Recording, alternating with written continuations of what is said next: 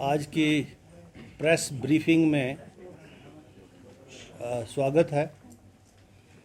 आज की press briefing में हमारे पब्लिक रिलेशन के जॉइंट डायरेक्टर मिस्टर भारद्वाज और हमारे सचिव विधानसभा श्री यशपाल जी और डायरेक्टर पब्लिक रिलेशंस विशेष रूप से आपके बीच में उपस्थित। 18 से 25 सितंबर तक चलेगा विधानसभा का मॉनसून सत्र। सदस्यों की ओर से कुल 743 प्रश्न पूछे विधानसभा। हिमाचल प्रदेश का मॉनसून सत्र आगामी 18 सितंबर से 25 सितंबर तक चलेगा।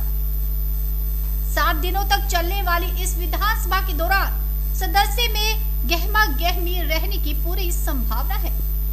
इसको लेकर शनिवार को विधानसभा के अध्यक्ष कुलदीप सिंह पठानिया ने प्रेस वार्ता की और आगामी विधानसभा सत्र को लेकर तमाम जानकारी साझा की। विधानसभा अध्यक्ष कुलदीप सिंह पठानिया ने कहा कि जहां तक इस सत्र में सदस्यों द्वारा भेजी गई सूचनाओं का प्रश्न है, अभी तक कुल 743 प्रश्नों की सूचना प्राप्त हुई है। स्टार न्यूज़ के लिए शिमला से चमन शर्मा की रिपोर्ट। और अनस्टार्ट हिमाचल प्रदेश विधानसभा के सचिव Shri Yashpal Sharma ji, director public relation Shri Rajeev Kumar ji और यहाँ आज की प्रेस वार्ता में मौजूद आप सभी मीडिया के सभी साथीगण, आज की प्रेस वार्ता में आप सभी का हार्दिक अभिनंदन है। इससे पहले कि मैं माननीय अध्यक्ष महोदय से गुजारिश करूं कि आज की प्रेस वार्ता को संबोधित करें, मैं आपको बताना चाहता हूं कल 17 सितंबर को माननीय अध्यक्ष महोदय का जन्मदिन भी है। उसकी मैं आपको अग्रिम बधाई देता हूं। बहुत बहुत बधाई सर। अतः मेरा अनुरोध है माननीय अध्यक्ष महोदय, 130 के तहत 9 विषय हैं और नियम 324 के तहत एक विषय अभी तक जो है विधानसभा सचिवालय के पास पहुंच चुका है।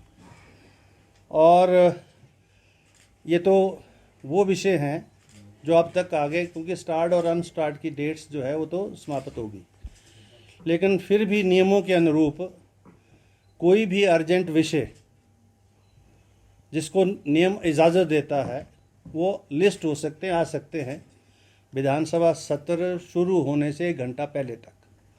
कुछ ऐसे नियम हैं जिसके तहत जो चर्चाएं आ सकती हैं, प्रस्ताव आ सकते हैं, और जब विधानसभा सत्र चलेगा तब भी नियम हैं जिसमें शॉर्ट नोटिस क्वेश्चन हैं, अर्जेंट टाइप के मैटर्स हैं जिनको रेज किया जा सकता है और विधानसभा में, और पॉइंट ऑफ ऑर्डर के नाम से भी या जीरो सेशन के नाम से भी जो विषय बहुत संगीन हैं और हिमाचल प्रदेश के हित के हैं, तो वो चेयर की इजाज़त से वो विषय उठ सकते हैं विधानसभा में। तो वो तो जब सत्र लगेगा तब की बात है।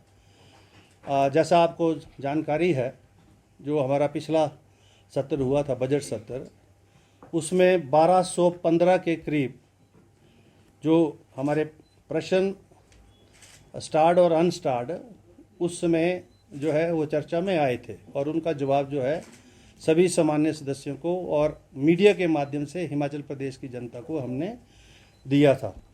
और आपको ये भी जानकारी है कि पिछला जो सत्र हमने किया बजट सत्र, उसकी प्रोडक्टिविटी 94% थी। जो अभी तक के सारे जो सत्र हुए हैं उनमें एक इतिहास है और सदन की कार्रवाई 75 घंटे चली है पिछली बार। अब इस बार भी देखते हैं, कोशिश हमारी ये है कि वो सारे मुद्दे जो प्रदेश के हित में हैं या जनहित में हैं वो विधानसभा के माध्यम से चर्चा में आए।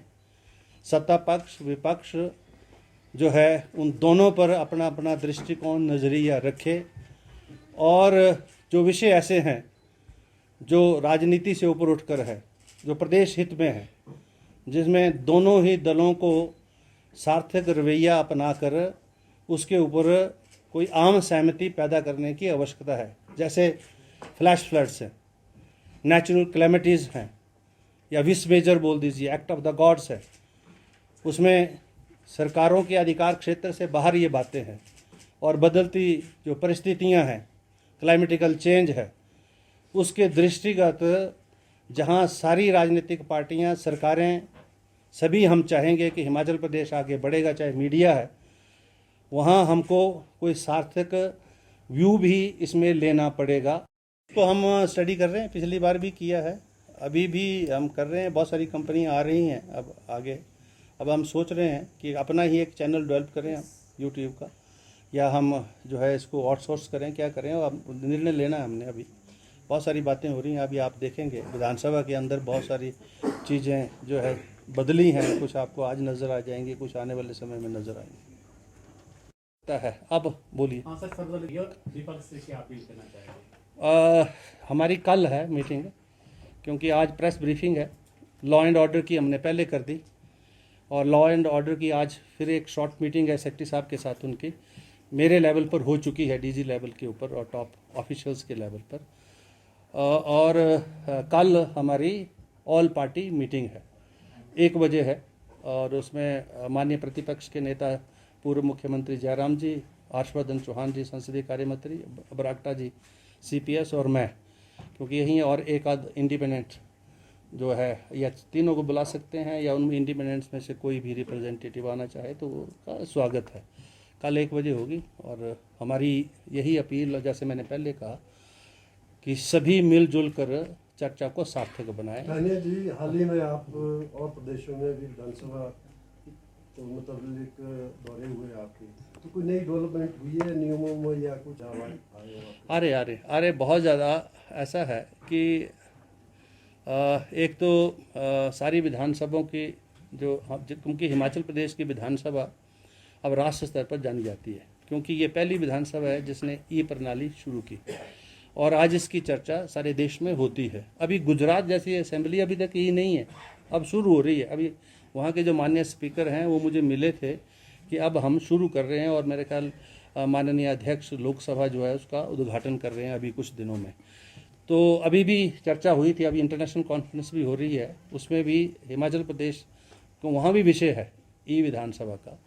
तो एक तो विधानसभा में हम अग्रणी रहे हैं, और उसके माध्यम से हमने एक रास्ता सारे देश को दिखाया। हमारे जो नियम हैं, चाहे वो कार्रवाई से संचालन के मुतल्लिक हैं, या हमारे जो माननीय सदस्य हैं उनसे मुतल्लिक हैं, सभी विधानसभाओं में सर्वश्रेष्ठ हैं। अब 0 आवर की जो वो है उसकी शुरुआत, क्योंकि वैसे तो पॉइंट ऑफ ऑर्डर से हम सारे विषयों को इजाज़त देते हैं, पर हम इस पर सोच रहे हैं बड़ी गंभीरता के साथ कि 0 आवर की व्यवस्था को हिमाचल विधानसभा में भी शुरू किया जाए। और वैसे तो यूट्यूब पर हमारी सारी कार्रवाई उपलब्ध है, और हम ये भी चाह रहे हैं कि लाइव भी किया जा रहा है। तो वो उसके फाइनेंशियल लिमिटेशंस हैं बहुत सारी, तो वो हम चर्चा में हैं सरकार के साथ, ताकि एक जो है अच्छे वातावरण में ये सारी चीज़ें हम कर सकें। राजनीति से ऊपर उठकर किस प्रकार से कोई ऐसा नीति निर्धारण हम करें, या कहीं नियमों में संशोधन करने की आवश्यकता है तो वो करें, नीति में कहीं संशोधन करने की आवश्यकता है तो करें, जिससे हिमाचल प्रदेश के हितों को प्राथमिक तौर पर सुरक्षित किया जा सके। कि हिमाचल रहेगा, हिमाचल के लोग रहेंगे, तभी राजनीतिक दल रहेंगे, राजनीतिक पार्टियाँ रहेंगी, सरकारें रहेंगी, विधानसभा रहेगी।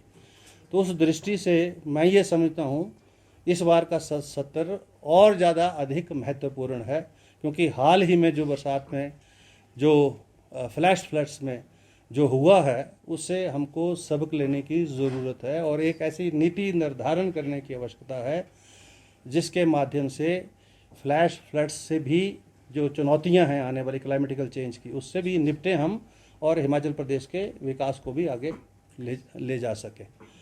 तो ये मैं चाहूँगा, पता नहीं अब अभी वैसे बहुत सारे जो विषय हैं, प्रश्न उत्तर हैं, वो चुनाव क्षेत्रों से मुतल्लिक ज़्यादा हैं, और ज़्यादातर जो विजनेस आया है उसमें 70% प्लस वो रिलेटेड टू फ्लैश फ्लड्स ही है।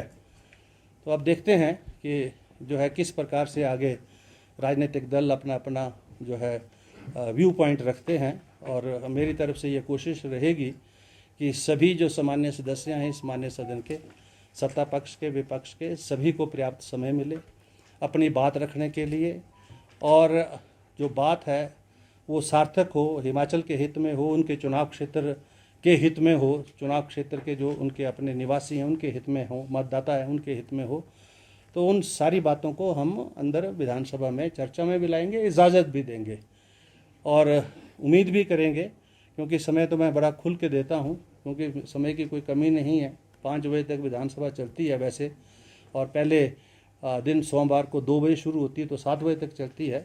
समय बढ़ाया जा सकता है सेशन का, अगर कोई अपनी बात रखना चाहे, और वाद विवाद के माध्यम से, चर्चा के माध्यम से, वाद विवाद में ना जाकर चर्चा के माध्यम से सारे जो है विषय जो हैं उनको जो है वो सारे हमारे सामान्य विधायक और राजनीतिक दल लेंगे और चर्चा को सार्थक भी बनाएंगे और विधानसभा की कार्रवाई को सार्थक भी बनाएंगे।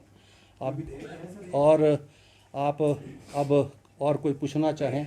विधेयक है वो अभी तक तो नहीं आए, लेकिन उनका समय है 2 दिन पहले से, मतलब अभी हमारा सेशन 18 से 25 तक चलेगा।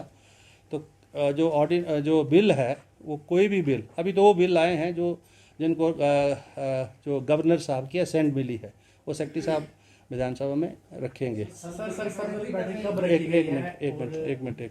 तो इसलिए ऐसे एक आइटम से दूसरी आइटम, शुरू में तो क्वेश्चन आवर है, उसमें तो कोई इजाज़त नहीं है, कोई विधानसभा नहीं देती, कोई रूल नहीं देता, कोई नियम नहीं देता, क्योंकि वो 11 से 12 बजे का जो पार्ट है that is most important part in any of the state legislatures, क्योंकि वहाँ सरकार जो है उसको जवाब देना पड़ता है। तो सभी मान्य सदस्यों का एक फंडामेंटल राइट है to know each and everything what ever they desire from the government. तो इस करके उसमें तो दखल होना ही नहीं चाहिए किसी की तरफ से भी, सत्ता हो जाए विपक्ष हो।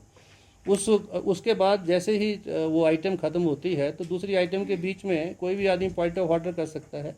वही भी समय होगा 0 आवर कि जब हम विषयों को इजाज़त भी दे सकते हैं, एक समय में भी दे सकते हैं, बीच में भी दे सकते हैं। अगर एक समय हम नियुक्त कर दें कि भाई प्रश्नकाल ख़त्म हो गया, उसके बाद आप 15 मिनट के लिए पॉइंट ऑफ ये जो है आपका 0 आवर स्टार्ट हो गया, तो जो भी विषय रखना चाहें फटाफट अपने विषय जो है रखें। उसमें विषय की तरह होना चाहिए, उसमें भाषण कम और विषय ज़्यादा होना चाहिए। इसी सेशन में शुरू हो जाएगा? शुरू हो सकता है, इजाज़त है पॉइंट ऑफ ऑर्डर के माध्यम से भी। और सर एक विधानसभा लोकतंत्र प्रजातंत्र की एक महत्वपूर्ण अंग है और विधानसभा और मीडिया के माध्यम से लोगों को जानकारी प्राप्त होती है। चुने हुए प्रतिनिधि विषयों को रखते हैं।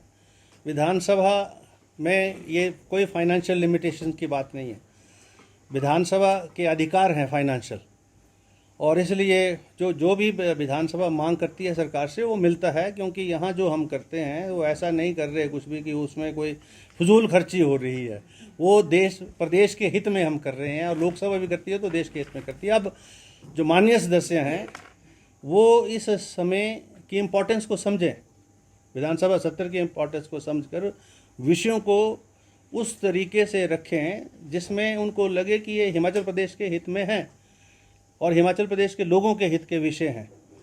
वो आवश्यक है, ज़रूरी है। बाकी फाइनेंशियल तो कोई लिमिटेशन नहीं है, ना कोई कंस्ट्रेंट है, ना पहले था, और ये खर्चे दिखाने की ज़रूरत ही नहीं है। कोई ऐसा खर्चा नहीं हो, जितना हमने काम किया यहाँ 75 घंटे बैठ के डे एंड नाइट, वो खर्चों में अगर हम काउंट करने लगे तो उसके खर्चा तो बहुत बड़ा है। विधानसभा के पास नहीं है और ना ही हाई कोर्ट से कोई ऐसा जो नोटिस है जिसमें विधानसभा भी वो कोई पार्टी हो, ऐसा हमको कोई चीज़ ऐसी कोई प्राप्त नहीं हुई, ना हमको कोई जानकारी है इस विषय में। जब कोई पत्राचार हाई कोर्ट से विधानसभा से होगा तब